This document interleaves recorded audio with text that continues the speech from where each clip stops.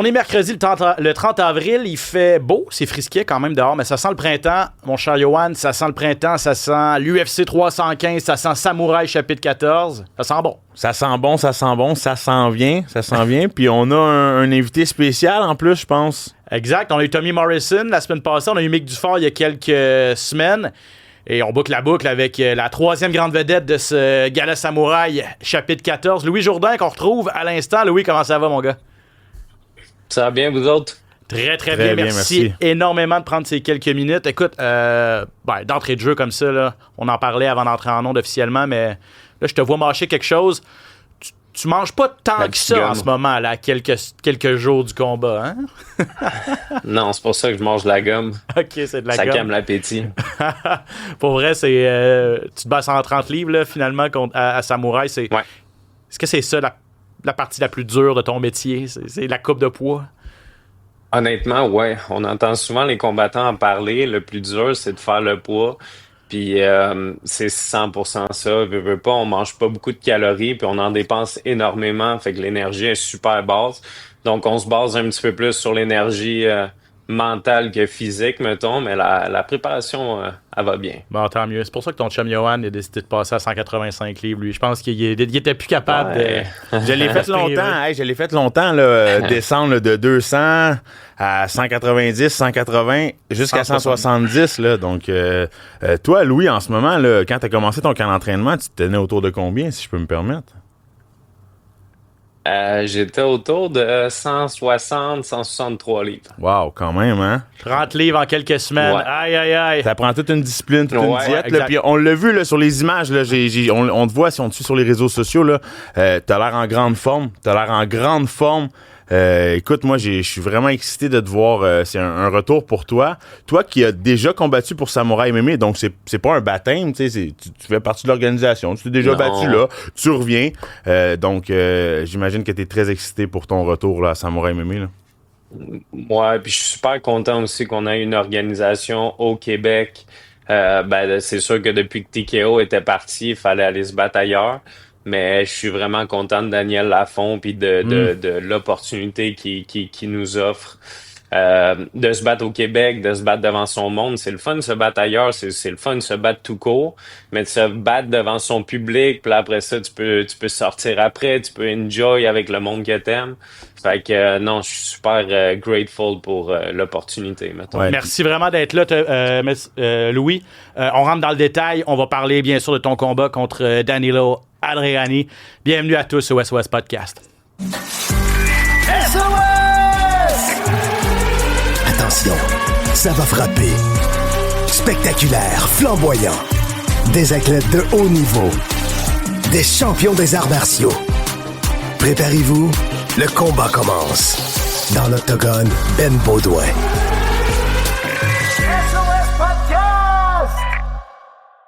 Eh oui, déjà le 15e épisode de cette belle aventure. Yoann Lennes, Louis Jourdain est encore là. J'ai failli le débaptiser, l'appeler Tommy. On a reçu Tommy Morrison la semaine passée. Puis Louis, regarde, je vais te poser la question tout de suite. Parce que j'ai pas regardé la conférence de presse de Samouraï la semaine passée, mais j'ai vu des photos passer, puis j'ai vu un face-off entre toi et Tommy Morrison. Moi, j'ai pensé que c'était ça le co-main event pour vrai. Là. Est-ce qu'il y a une histoire? Là, c'est quoi ton est-ce que tu es ami avec Tommy? On sait que vous êtes dans la même catégorie de poids, ou en tout cas, tu te bats parfois à 125, des fois à 135 et tout ça. Là. Est-ce qu'il y a une histoire derrière tout ça? Mais en fait, l'histoire, c'est que tout le monde fait juste me parler de ça depuis comme 2-3 ans. Depuis que Tommy veut pas, il fait juste rise dans les rankings, il fait juste accumuler des wins. Mais personnellement, depuis le début, je fais que trouver Tommy Morrison sa coche. Moi, je trouve que je suis vraiment content pour lui à chaque fois qu'il gagne. Tout le monde essaie de créer une genre de rivalité entre moi et lui.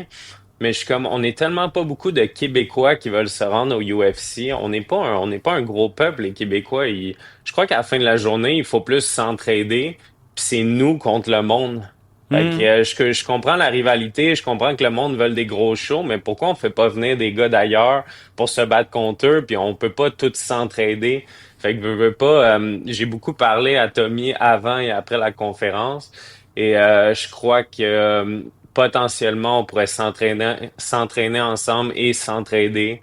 Et comme que je dis, c'est nous contre le monde, donc je Je crois qu'à la place de créer des rivalités, on peut s'aider puis faire de quoi de sharp avec le Québec contre le monde. Moi, je suis complètement On d'accord est avec déjà toi. pas beaucoup qui veulent se rendre au UFC. Non, c'est là. ça, c'est un petit Oui. bassin, puis exact. Non, 100%. De toute façon, je pense que vous êtes même pas rendu à la même endroit dans votre carrière. Tu sais, toi, tu fais un retour, là, on le sait dans les 3 dernières années, puis même, je te dirais, dans les 5, 6, 7 dernières années, on le sait, t'as pas été chanceux. T'as fait face à beaucoup de blessures, tu sais, t'as dû faire face à beaucoup de résilience, puis revenir, puis accumuler. Puis malgré ça, écoute, t'as une fiche professionnelle de 7 victoires, 3 défaites. En MMA professionnel et en boxe professionnel, 3 victoires, 1 défaite aussi. T'accumules les victoires, t'accumules les succès.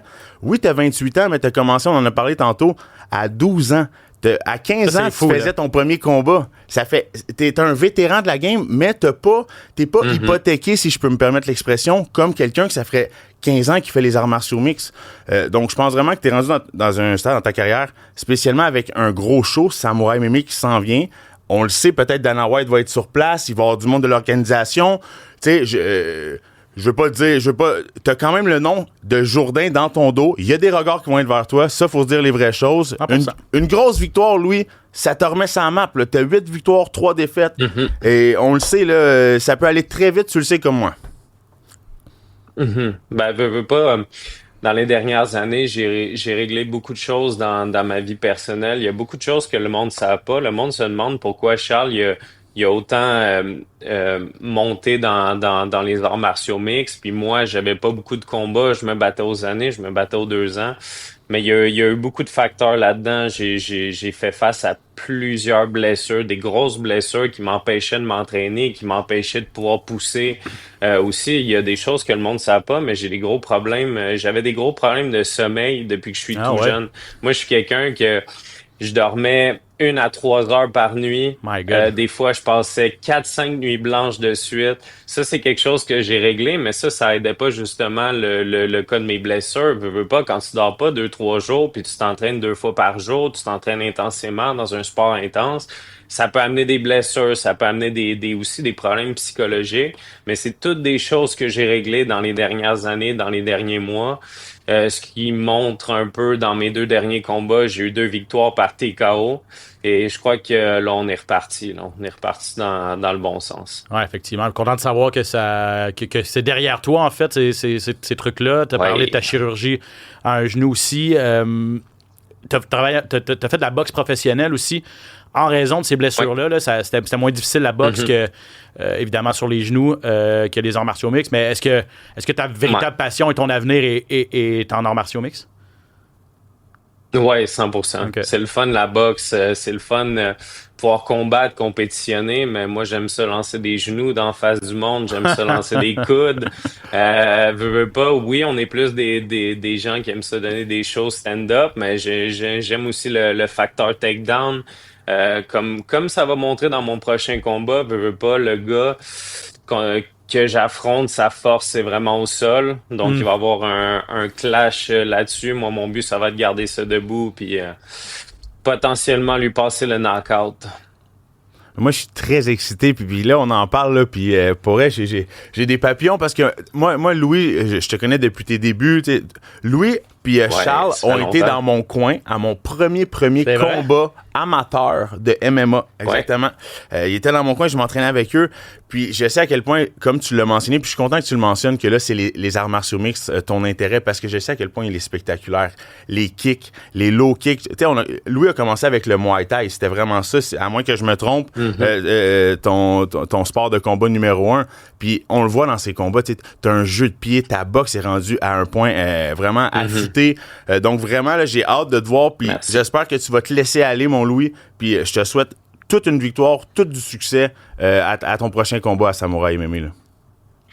Un gros merci. Veux pas, on partage la même passion. Tu fais la même chose que moi. Tu sais quoi le game de s'entraîner, les combats, le stress, c'est super apprécié. Puis c'est sûr que j'ai super hâte au 9 mai. Tu veux être plus actif au cours des prochains mois. Là. Parle-moi du prochain adversaire. Là. Danilo Adriani, c'est un gars du Brésil. J'ai vu, ça a l'air d'être tout un athlète, là, en fait. Il a une super belle fiche. 12-3. Tu parlais de son jeu au sol. 7 de ses 12 victoires par soumission. Il y a 4 victoires consécutives. On t'a pas donné une marche dans le parc là, à ton grand retour à Samouraï. Non, ben c'est ça qui est fou. Je me suis pas donné la vie facile à accepter ce combat-là. Veux pas, ça fait 1 an et demi que je me suis pas battu. Je reviens d'une chirurgie, j'ai pas pu m'entraîner pendant quelques mois, mais je crois que comme Volkanovski a dit dans son dernier combat, l'adversité c'est un privilège. Et je crois que plus tu as une grosse opportunité, plus c'est payant. Le gars, il a plus d'expérience que moi, il est super bon. Mais je crois qu'une fois que je vais le battre, ça va rendre la victoire encore plus savoureuse. Puis Johan en a glissé un mot, mais le fait que on sait pas si Dana va être là, mais peut-être des matchmakers de l'UFC, des combattants de l'UFC, il va avoir des yeux sur Samouraï et des jeunes combattants, là, surtout toi et Tommy, j'ai l'impression là, qui pourraient être potentiellement dans leur ligne de mire. Là, tu veux pas, c'est sûr que si tu veux signer des jeunes espoirs, il faut que tu pognes des gars en bas de 30 ans. Ça te rajoute, tu te sens comment par rapport à ça? Pression supplémentaire ou justement une motivation supplémentaire aussi? Mais en fait, c'est tous des facteurs que je pense pas. Je pense pas aux longs mois que je me suis pas entraîné. Je pense pas au fait que Dana White va peut-être être là. Moi, j'ai un travail à faire, c'est de battre le gars qui va être devant moi. J'ai 3 rounds de 5 minutes dans l'octogone. J'ai un travail à faire, c'est de le battre. Je pense pas aux facteurs externes. Je pense pas au fait que je suis devant mon crowd. Je pense pas à rien. Je pense juste à dominer cette personne-là. J'ai une job à faire. Je pense pas aux facteurs externes. Ouais, puis t'as l'air vraiment focus. Puis moi, je trouve ça vraiment impressionnant parce que je trouve que t'as l'air calme, t'as l'air en contrôle de tout ce qui se passe. Puis, tu sais, j'imagine qu'aussi, veux pas, avec toute l'expérience que t'as faite, t'es partenaire d'entraînement à Charles, t'as été partout dans le monde, t'as combattu à Abu Dhabi, si je me trompe pas. Ça fait longtemps que t'es dans ce sport-là, t'es un vétéran. T'as fait une guerre contre Tony Laramie, c'est à moi que je me trompe, à TKO dans tes débuts. C'était une guerre qui était sanglante. Ouais. T'as fait face à l'adversité depuis longtemps. Puis je sens que t'as pris beaucoup de maturité là-dedans. Je te sens en contrôle, puis j'ai vraiment hâte de te voir performer, mon Louis. C'est un petit peu comme les commentateurs quand je me suis battu à Unified MMA contre Gabe Sagman. Il disait dans le combat, il dit, je crois que son record, il démontre pas le talent que Louis a. J'ai beaucoup d'expérience derrière la cravate. Ça fait au-dessus de 15 ans que je m'entraîne. J'ai voyagé le monde. Je m'entraîne avec Charles depuis longtemps, avec des top coachs. Je crois que mon record n'indique pas le potentiel que j'ai. C'est pour ça que j'ai accepté un combat contre quelqu'un qui a beaucoup plus de combats et d'expérience que moi. Puis je crois que ça va le démontrer le 9 mai. On va voir ça. On va être là. En tout cas, je serai à la description de ton combat. Très hâte d'être aux premières loges. Johan, je suis sûr que tu vas garder un œil là-dessus aussi. Certainement. Louis Jourdain t'affronte Danilo Adriani à Samouraï, chapitre 14, le 9 mai prochain. Merci beaucoup d'être venu au SOS Podcast, mon gars. Merci, Louis. Bon succès. Merci de l'invitation. C'est très apprécié. À bientôt. Bonne fin de camp et bonne fin de coupe de poids, comme on disait au début. Jamais facile de couper jusqu'à 130 livres. Johan, Louis Jourdain, bon, tu le dis, là, tu le connais depuis longtemps.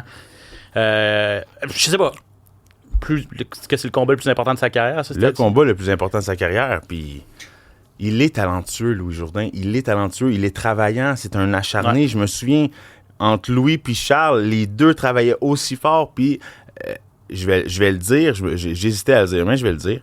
Charles a toujours dit, je me souviens, il était jeune, il disait, Louis va me dépasser à un moment donné. Louis, il était talentueux, Louis, puis il n'a pas été chanceux à cause des blessures. Ouais. Donc là, s'il peut revenir en plein contrôle, comme il semble l'être, j'ai hâte de le voir performer. Effectivement. OK, le temps file. On va y aller rapidement avec un récapitulatif de ce qui s'est passé à l'UFC.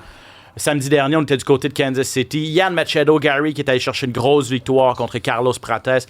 Machado Gary qui a gagné un rang dans les classements à 170 livres. Ça nous donne même le droit de venir à Montréal la semaine prochaine pour être le substitut officiel pour le combat de championnat.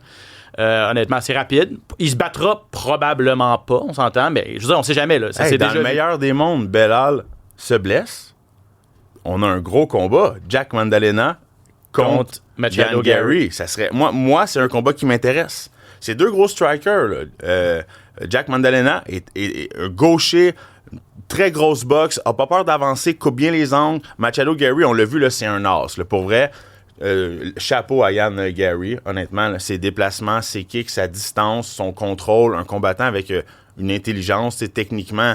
Ouais, c'est ça qui a fait la différence. Puis il est arrivé dernière minute, s'est ajusté face à un combattant comme ça. sais, on le voit, là, il semble, tu sais, là, il est rendu au Brésil, il s'est promené un peu, il était à Kill Cliff en Floride. Il est en contrôle, il a maîtrisé, il fait partie de l'organisation, puis il a démontré qu'il avait sa place dans le top 5. Là, honnêtement, c'est ça. C'est que tout le monde, tu sais, il est arrogant, on va se le dire. Il y a un personnage. Il est arrogant, il est très confiant, ça frôle l'arrogance. Pour certains, ça dépasse la ligne, pour d'autres, non, mais il livre la marchandise. Puis des fois, c'est qu'il n'a pas livré la marchandise au niveau spectaculaire. C'est pas le gars qui a le plus de finish, le plus de KO, tout ça. Il y en a quelques-uns. Mais d'accepter un combat comme ultra dangereux à la dernière minute, de là, gagne beaucoup de respect. Et d'aller chercher une grosse victoire. Il a dominé pendant 3 rounds et demi. Ouais, exactement. Oui, Prates a connu un gros 5e round. À partir de la mi-chemin ou de la dernière minute du 4e, puis le 5e, c'est sûr que Prates a vraiment menacé. Puis on voit qu'il y avait un gros avantage au niveau de la force de frappe. Ouais. Mais sinon, il n'a rien fait pendant 3 rounds et demi, Prates. Il n'a pas été capable de rien faire, puis ça, il faut donner le crédit à Machado Gary. Prates, j'ai l'impression qu'il était toujours à reculons, qu'il avait peur de peut-être se commettre. C'était la première fois, je pense, qu'il faisait 5 rounds, à moins que je me trompe. Deuxième fois. En fait, deuxième combat de 5 rounds, mais il avait fini ça avant la fin. Fait qu'effectivement, il s'était pas souvent rendu. C'était pas souvent rendu, puis je pense qu'il savait qu'en avant de lui, il y avait un client qui pouvait faire 5 rounds avec un rythme en continu, tu sais. Donc, je pense qu'il s'est gardé beaucoup de change dans la poche arrière pour être sûr de ne pas en perdre. Puis, il a vu quand, malheureusement, au dernier round, peut-être s'il avait commencé le combat un petit peu plus tôt. Tu dis, il se battait à reculons. Même quand il avançait, il essayait, c'était pas facile. Il n'était pas capable de couper la distance parce que Machado Gary, tu l'as bien dit, là, ses déplacements étaient vraiment adéquats. Puis avec ses coups de pied, son long jab. Incapable de placer la main arrière, Prates. On le voyait, il essayait, c'était pas évident. Mais c'était somme tout un combat à regarder. Un beau combat. Oui, exact. Puis, tu vois, je regardais les stats ce matin. C'était 110-41 après 4 rounds au niveau des coups significatifs en faveur de Yann Machado Gary. C'était un combat à sens unique. Une marche dans le parc. Plus que le double des coups. Wow. Ouais, non, c'est ça, exact. 110-41. Donc, la suite pour Yann Machado Gary et Carlos Prates, mon cher Yohan. Machado Gary, on le sait qu'il vient de rentrer dans le top 6, en fait. Il était 7e, il est rendu 6e, s'approche vraiment du top 5. Je vois un gars comme Joaquin Buckley, peut-être. Puis là, il y a comme eu une petite animosité entre les deux. Là. On a vu ça là, à la conférence de presse, Joaquin Buckley qui voulait vraiment comme s'interposer un petit peu. Puis là, la femme de Gary qui interposait un petit peu avec l'enfant pour donner son enfant à Yann Gary sur le stage. Semble avoir de l'animosité entre Yann Gary et Buckley. C'est un combat qui m'intéresse parce que les deux sont très vocaux, les deux sont prêts à mettre du spectacle. Je pense qu'au niveau d'une conférence de presse, ce combat-là à Las Vegas pourrait être un combat extrêmement vendeur, c'est sûr et certain. Là. Et du coup, là encore faut-il que Joaquin Buckley gagne son prochain combat contre Usman. Kamaru Usman, exact. 14 juin, ça a été annoncé hier. Carlos Prates lui a été mis au défi par Wonderboy Thompson, Steve Thompson. Intéressant. C'est plate à dire. J'adore Thompson, mais je pense que Prates fait une bouchée là, de Thompson qui a déjà subi quelques KO puis qui n'a plus le menton qu'il avait. Puis il n'a probablement plus les déplacements non plus qu'il a déjà eu. Ouais, je pense qu'il est rendu à 40 ans. Je pense que d'avoir vu Prates faire 5 rounds avec Yann Gary, parce qu'on... Est-ce que Gary et Thompson se sont déjà battus? Je pense pas. Se sont déjà battus. Peut-être qu'il se dit Thompson a encore assez confiance en son jeu de pied. Faire. Ouais, parce qu'ils se sont déjà entraînés ensemble. Je pense qu'ils j'ai déjà vu des photos, donc peut-être que là, il se dit dans sa tête, je suis capable de rivaliser moi aussi, là. À voir, Thompson peut toujours être surprenant aussi. C'est un athlète qui sort de l'ordinaire. Exactement. Ça ferait tout. En tout cas, ça serait une belle guerre. Un beau combat. Une belle guerre technique, effectivement. Zhang Mingyang qui a fait une bouchée d'Anthony Smith. Wow. Et ça, on en parlait la semaine passée. Pour Anthony Smith, on savait qu'il n'y avait pas un client facile pour son combat de retraite. Puis tabarouette, tu sais, comme c'était comme deux gars pas dans la même ligue, là, oui. Honnêtement. Ouais, je suis complètement d'accord. Mais quelle humilité de Anthony Smith de partir comme ça, avec un speech. J'ai perdu, comme c'est correct, c'était mon dernier combat. J'étais prêt à affronter, mais non, il y a deux combattants qui n'étaient pas dans la même ligue. Là, c'est sûr que être Anthony Smith, je serais parti d'une manière peut-être un petit peu plus glorieuse. Je sais pas, j'ai l'impression. En même temps, il peut pas dire qu'il s'est caché à son dernier combat. Puis on le disait, l'UFC fait pas de cadeau à personne. Je trouve ça dommage pour lui de terminer comme ça. J'aurais aimé que l'UFC peut-être il donne un ancien vétéran, quelqu'un qui est peut-être quelqu'un. Non, mais on le disait, il est arrivé la même chose à Frankie Edgar. Ouais, on en parlait. il y a plein d'exemples. Anderson Silva a fini sa carrière sur à peu près 8 défaites de suite. Puis on y a jamais, même s'il est un grand champion, il n'a jamais mis des combats faciles. PJ Penn, même chose. T'sais. C'est vrai. En tout cas, tout ça pour dire que dès le premier coup de pied dans la jambe avant, j'étais là, ouf! Ouais. Ming Yang, 26 ans, chinois. Il va être à surveiller. Honnêtement, personne va se lever la main pour affronter ce gars-là. Là. Il a de l'air bon dans. On n'a pas vu, c'est sûr qu'on. Il va être à surveiller. Il avançait. Smith avait aucune réponse. On ne sait pas s'il est bon au sol. On sait pas. Ça a été quand même un combat gratuit pour lui, selon moi. Par contre, j'ai hâte de le voir se tester dans le. Peut-être pas le top 15 tout de suite, mais ça va approcher. Il est dans le top 15. Anthony Smith était encore 15e malgré donc, il vient de rentrer dans le top 15. Je pense qu'il est 14. Donc, c'est ça. Il va y avoir des gars. Il va y avoir des gars dans le top 15. Ça va être intéressant de voir. Des gars plus jeunes aussi, probablement, là, pour le tester. Mais en tout cas, il a prouvé. C'est ça. 26 ans, grosse force de frappe, des coudes. Mobile. Des coups de pied dans les jambes. On l'a pas vu mobile, mais on semblait assez mobile quand il est. Ouais, ça va être intéressant de le voir. Giga Chikadze a quitté, lui, le top 15 mondial parce qu'il a perdu contre David Onama. On en parlait que ça allait pas être un combat facile. Pour Giga Chikadze. Onama, ça lui fait une 4e victoire de suite. Ce qui a fait la différence, c'est vraiment qu'Onama était capable de neutraliser le kickboxing, surtout les gros coups de pied de Chikadze, a réussi à l'amener au sol et à le contrôler. La pression, là, vraiment, là, ça l'a coupé l'air à Chikadze, on l'a vu, là, il n'avait aucune solution, tu sais, donc... il va être à surveiller lui aussi dans cette division-là. 4 victoires de suite. Il est rendu 14e lui aussi à 145 livres. Michel Pereira s'est pas présenté lui contre Abus Magomedov. C'est ça. Michel Pereira, c'est ça. C'est tout ou rien. On est habitué à tout. Là. Dernièrement, il était sur une méchante séquence. Mais à ses 2 derniers combats contre Anthony Hernandez puis cette fin de semaine. 3 défaites consécutives. 2 défaites. Deux défaites, exactement. Il a tout mis dans sa danse. Hein. C'est un peu ça aussi, tu sais, quand tu rentres sur une espèce de chorégraphie puis... Tu livres pas la performance, la marchandise comme ça, c'est difficile, là. Non, c'est ça. Ça ouvre la porte à la critique, disons ça comme ça. Randy Brown a réussi le KO de la soirée contre Nicholas Dalby. Ça a été le combat de la soirée parce que c'était une guerre. C'était un beau combat. Les deux s'en donnaient. Puis Dalby, on le sait, là, c'est un guerrier. Il est vraiment s'est fait toucher avec une solide main droite. Là. Écoutez, les deux, ça échangeait.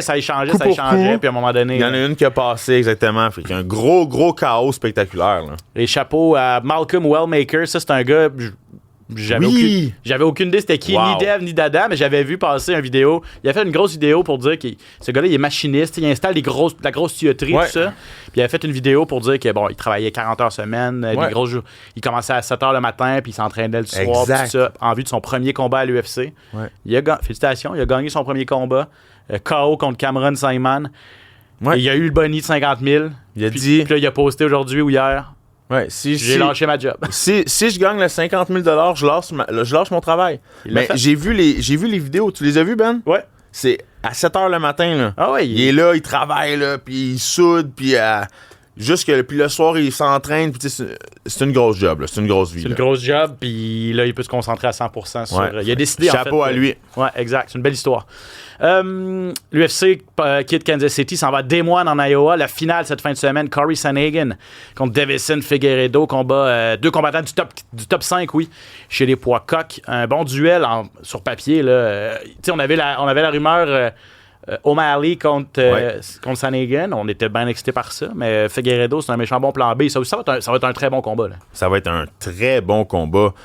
Écoutez, le 5e contre le 7e, ça peut pas être plus relevé que ça. Les deux se ressemblent énormément. Là. Les deux ont perdu leur dernier combat, mais avant ça, elle était sur une lancée de 3 victoires consécutives. Ouais. Donc, les deux sont un petit peu dans la même situation. Fait intéressant, les deux ont perdu contre Peter Yan et les deux ont gagné contre Rob Font et Marlon Vera dans leur dernier combat. Donc, ils sont comme un petit peu situés au même niveau dans le classement. Ils sont vraiment similaires là.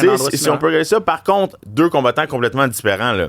On a Sandhagen qui est grand, 5 et 11 d'un côté. C'est un combattant dynamique, qui kick beaucoup la distance. Et de l'autre côté, Figueiredo, lui, c'est un petit peu plus petit, 5 et 5, un combattant qui est plus âgé, 37 ans, qui va vouloir peut-être mettre plus la pression, travailler avec son jiu-jitsu brésilien. Ouais, ancien champion à 125. Ancien champion, a fait face à l'adversité, a été champion longtemps, puis a perdu 2 fois contre Moreno. Là-dedans, a réussi à gagner un combat, donc une trilogie avec Moreno. Maintenant, perd son titre. Reste qu'il a une fiche de 24 victoires, 4 défaites. Là. Là-dedans, si on enlève les 2 combats contre Moreno, donc il aurait 24... 20... Il a perdu contre 2 gars, en fait. Là. Ouais, 24-3 de défaite, exactement. Son ami Moreno a perdu seulement, dont Peterian à son dernier combat. Vraiment très remarquable. Ouais, c'est toute une carrière, tout un combattant. Et il prend ça au sérieux parce que je lisais ce matin qu'il avait fait venir 2 gars du Kazakhstan, 2 frères du Kazakhstan à son gym au Brésil pour un peu deux grands combattants qui ressemblent un petit peu, qui ont le même style de Sandhagen. Tu sais, tu fais pas venir des gars d'Europe de l'Est pour tous les combats. Là. Ça veut dire que le gars, il met... Puis il le sait, là, ces 2 gars-là, comme tu le dis, sont en l'élite. La ceinture est en jeu la semaine prochaine, le mois prochain plutôt, entre Merab et Sean O'Malley. Puis tu sais, le gagnant de cette fin de semaine, c'est peut-être celui qui est le plus proche après ça d'affronter le gagnant. Là. Donc, c'est un combat crucial pour les 2, autant pour Sandhagen que pour Figueiredo. C'est un combat qui est super important, surtout les 2 où ils sont situés dans leur carrière. Justement, Sandhagen, qui est classé 5e, on le sait, veut se rapprocher d'une chance au titre, puis c'est pas mal le moment. Là. Je pense que si on attend 2-3 ans encore, il va commencer à être tard pour lui. Là, tandis que Figueiredo, lui, a eu sa chance, veut revenir dans les souliers de champion. Celui qui va gagner, c'est sûr qu'il se rapproche d'un combat de championnat. J'ai parlé à Corey Sandhagen ce matin. Super belle discussion, ultra sympathique. Il me parlait notamment de l'importance de ce combat-là aussi, du fait que il pensait qu'il a déjà été en combat de championnat intérimaire contre Peterian. Il a perdu, ça a été serré. T'sais, on se pose la question, qu'est-ce qu'il faut pour être champion? T'sais, aller à la coche supérieure, puis lui, il dit non. J'ai vraiment découvert dans les dernières semaines, avec un changement d'entraîneur, que je pouvais vraiment aller encore plus loin. Super intéressant, on peut écouter Corey Sandhagen. Yeah, I mean, it's really important. I got to go out and just look really impressive, beat him up really bad, hopefully finish him, which I think that I definitely can. He's definitely a finishable guy. And then, yeah, I mean, I think what's at stake is if I win this one, I definitely think I could fight for the belt after this. Umar just fought for the belt. Jan was on a skid and now is kind of back to winning, but has lost to both of those guys. So I think that I have a really good argument to fight for the belt. And yeah, that's what I'll be calling for. Yeah, it was a long layoff. I worked my ass off though, nothing really puts a fire under your ass like losing. So, I've had 9 months to think about how I didn't get the taste of win. So yeah, I mean, I worked my ass off. I got a lot better in these 9 months. I kind of almost feel like I have a new style and it's a lot more better. And yeah, so yeah, I'm excited. I wish that I was fighting more often, but this is what it is. Can you tell us more about this new style of yours? Yeah, sure. I mean, I've been working with Trevor Whitman a lot, of course. So I feel like my position is a lot better. I hit a lot harder now, and I just understand striking a lot better, honestly, which is cool because I know that was like my thing for a really long time. But Trevor's helped me understand it a lot. I've also been working my wrestling game with my coach Carrington Banks, who's definitely obviously helped me a lot too. So yeah, I think that I feel really good, man. I feel like I've never felt more like I could definitely be a world champion than how I feel now.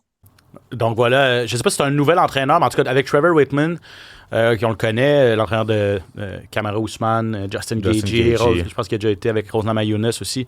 C'est un gars ultra cérébral. Donc c'est ça, tu sais, de penser que Corey Sandhagen, qui est déjà un des strikers les plus complets, peu orthodoxe, c'est vrai, tu sais, un style assez particulier, mais qui a énormément de succès avec son striking, de dire, finalement, je comprends des affaires, tu sais.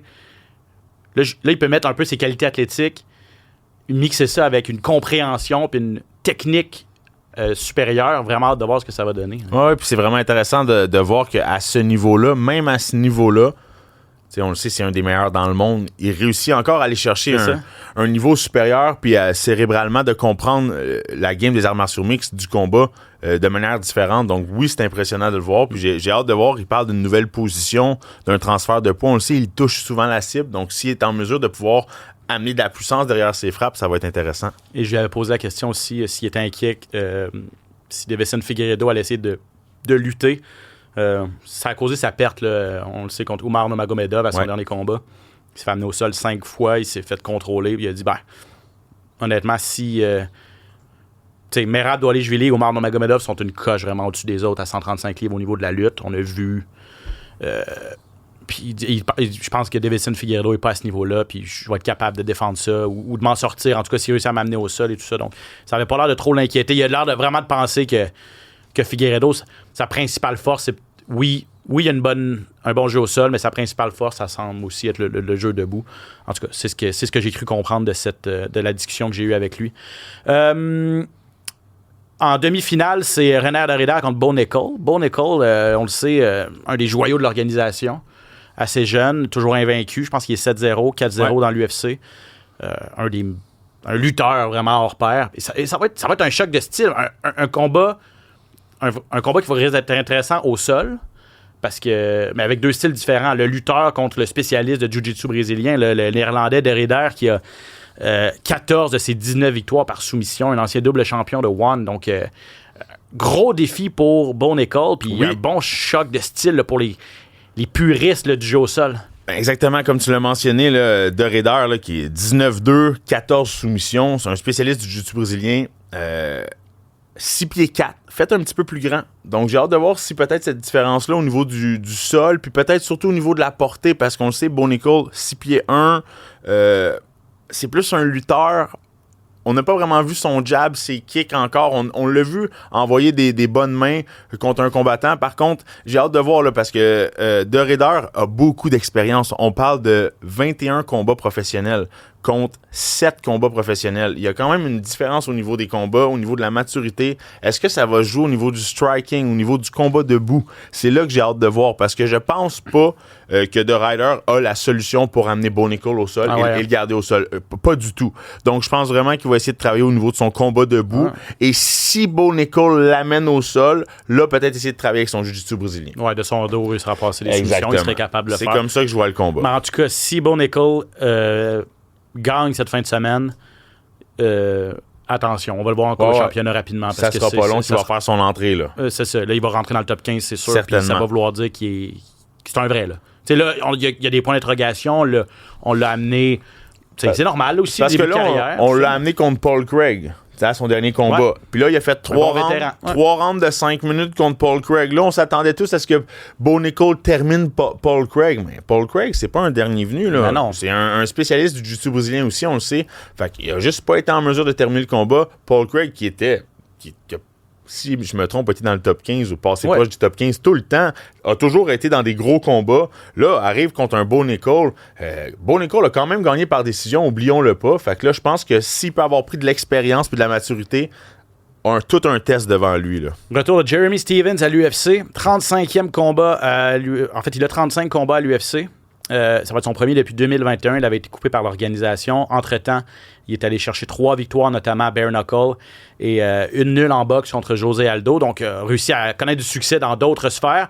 Mais en arts martiaux mix, Jeremy Stephens, le vétéran, 1-7, plus une nulle technique à ses 9 derniers en arts martiaux mix. Donc, quel Stephens? Est-ce que ça va être le Stephens de Bare Knuckle ou le Stephens de l'UFC à ses derniers 1000 qui va se présenter? Ouais. Parce qu'il perd pas parce qu'il se fait amener au sol ou par soumission. Il perd quand même au niveau des échanges debout. Donc là, avait du succès au niveau du Bare Knuckle, mais avait manquait de technique peut-être ou de finition au niveau du MMA, avec les coudes, avec les coups de pied, le clinch, c'est différent. C'est pas le même style de boxe. C'est pas le même style.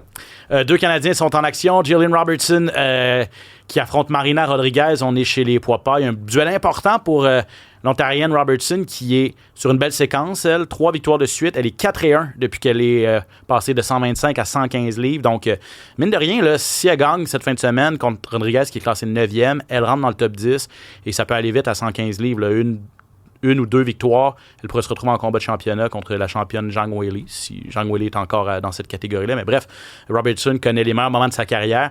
Et Cyril Cedi, jeune combattant ontarien lui aussi, qui affronte Cameron Smotherman chez les poids coqs. Peut-être que Cedi est en quête de sa première vraie victoire à l'UFC. Oui, il a eu les bras levés à Edmonton, mais on se rappelle, ça avait été un combat ultra controversé. Lui-même a dit après, j'aurais pas dû gagner ce combat-là. C'était contre Garrett Armfield. J'ai parlé aussi à Cyril Cedi ce matin. À propos de ce duel de cette fin de semaine, il s'attend vraiment à un duel intéressant. Son adversaire s'appelle Cameron Smotherman, un gars qui est assez spectaculaire, un bon combattant debout. Donc, on s'attend quand même à une guerre debout entre ces deux jeunes combattants. I had to get out of my comfort zone. You know, my coach Lyndon Whitlock from Aegis MMA, he came up to me and he said, you know, it's time to like start branching off, finding higher level guys to train with, putting yourself in uncomfortable situations. So yeah, I went down to the MMA lab. Head coach there, John Crouch, welcomed me with open arms. He's a great coach, and some of the best fighters in the bantamweight division are out there. You know, I got to work with guys like Mario Batista, Marcus McGee, both top 15 bantamweights, and got a lot of good work and a lot of good information with them. So this is going to be a place I'm going to be going down to and spending a lot of my time with now, because it feels like a family for me. Yeah, I think the UFC knew what they were doing when they did this matchup, man. They got two exciting strikers, two guys that have a lot of finishes in the sport, two guys that push the pace a lot, and I think that's how the fight's gonna go, man. I think we're gonna go push the pace. We're gonna have an exciting fight, and I think that he's a great striker, but I just think I have more tools than him. I think I have more opportunities to win than him, and I'll find my openings. And when the opportunity presents itself, I think I'm gonna find that finish. Donc voilà pour Series CD qui parlait au début du fait qu'il est allé s'exiler un petit peu en Arizona pour ce camp d'entraînement-là au MMA Lab. Jim, où notamment s'entraîne aussi Sean O'Malley, il m'a dit qu'il l'avait croisé. Donc, a vraiment là, pu sortir de sa zone de confort. Et tu sais, des fois, au Canada, ça peut être difficile de trouver des partenaires d'entraînement de calibre international. Il dit là-bas, il y en avait d'autres. Vous avez entendu, le Marcus McGee, Mario Batista, entre autres. Des trucs que tu as fait aussi déjà. Là, tu t'es souvent exilé. Là, je pense que c'est super important de le faire, d'essayer d'aller voir ailleurs, puis de prendre ce qui fonctionne ailleurs. Puis ça, c'est ce que j'essaie d'expliquer, moi, à tous mes combattants. Hein. Moi, ça me dérange pas que vous ayez ailleurs, aller voir ce qu'il y a.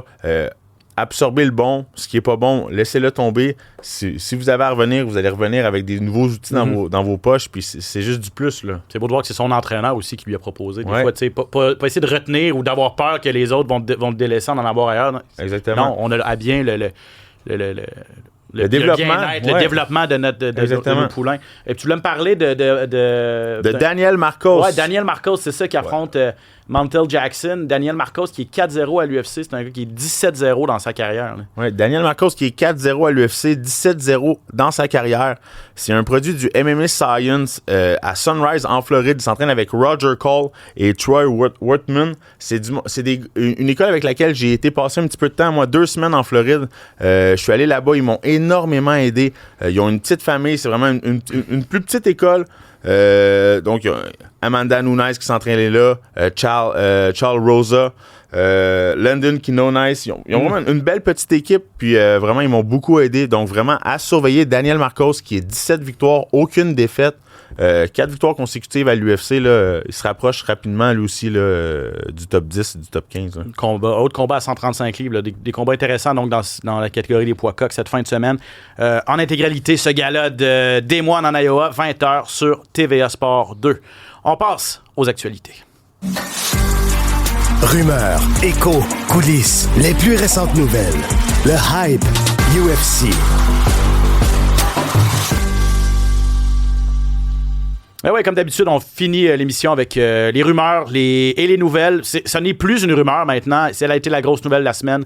Dustin Poirier, Max Holloway, combat final à l'UFC 318 à la Nouvelle-Orléans pour la ceinture BMF. Baddest Motherfucker. Bon, je vais te demander dans quelques minutes qu'est-ce que tu penses de ce titre-là. Et là, je l'ai dit, mais je m'excuse. Là, on mettra un B pour montage si on en fait. On va l'appeler BMF. Mais Poirier, oui, chapitre 3. Ouais, c'est incroyable comme combat. Là. Combat de retraite pour Dustin Poirier. Combat de retraite pour Dustin Poirier. À moins que je me trompe. Oh non, le dernier combat de Max Holloway, c'était contre Topuria. Donc, il a perdu ce combat-là.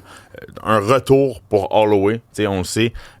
Poirier qui veut terminer sa carrière. C'est deux des meilleurs combattants qui ont fait leur nom dans plusieurs catégories de poids, qui n'ont pas toujours resté dans la même catégorie de poids, qui ont été capables de faire leur nom dans 2 catégories différentes, qui sont là depuis des années et des années. C'est un des plus beaux combats, je trouve, qui s'en vient. Là. Exact. Poirier a été le premier adversaire de Max Holloway à l'UFC. Oh, wow. Premier combat de Max Holloway à l'UFC en 2012, c'était Dustin Poirier à 145 livres. Les deux se sont affrontés une deuxième fois il y a quelques années pour le titre intérimaire des 155 livres. Dustin Poirier a gagné les 2 combats Ouais, wow. contre Max Holloway. Et là, Max va être le dernier adversaire de Poirier après avoir été le premier de Max. En tout cas, tu sais, c'est comme une boucle qui est vraiment bouclée pour 2 gars qu'on a vu grandir dans l'organisation. Puis qui ont beaucoup de respect l'un envers l'autre. 100%. Là. Donc vraiment, là, puis on le sait, ces 2 guerriers, ils vont pas reculer, ils vont y aller, ils vont nous donner tout un spectacle. Donc j'ai très hâte de voir ce combat-là. Il n'y a pas de championnat du monde en jeu ou de championnat officiel en jeu, mais il y a cette fameuse ceinture. Cette ceinture-là qui est quand même une ceinture où est-ce que, oublions pas que c'est un sport de spectacle. Donc oui, on a des divisions, mais je pense qu'on n'a jamais trop de divisions, on n'a jamais trop de champions. Je trouve que c'est intéressant. Okay. Le nom peut-être pourrait être à renégocier, mais la ceinture, je la trouve intéressante. Ça avait commencé ça. Avec The Rock. The Rock avait été le premier à la mettre autour de la ceinture de... C'est Nate Diaz. C'était Nate Diaz, qui avait battu Jorge Masvidal. C'était Masvidal et Diaz qui avaient commencé ça, exactement. Le premier championnat BMF. Il y a eu Gaethje contre Holloway, la fois où Gaethje s'est fait passer le KO à 4,59 du 5e round.